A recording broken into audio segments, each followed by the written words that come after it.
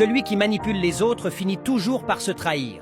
Il était une fois, dans la savane africaine, un loup et un lion. Le loup était rusé et ambitieux, tandis que le lion était puissant et respecté par tous les animaux.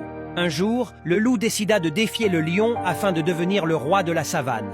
Il alla voir le lion et lui dit « Je te défie à un combat pour déterminer qui sera le roi de la savane. » Le lion, surpris par la demande du loup, lui répondit calmement « Je ne suis pas intéressé par ton défi.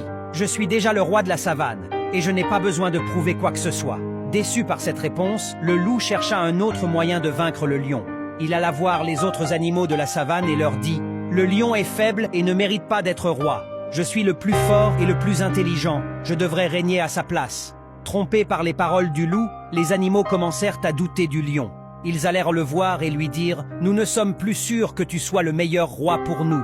Montre-nous ta force et ta sagesse. » Voyant que les animaux étaient influencés par les paroles du loup, le lion décida de leur donner une leçon.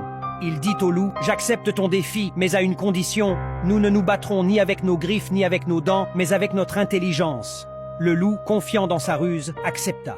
Le lion ajouta « Je vais te poser une question. Si tu réponds correctement, je te donnerai la couronne.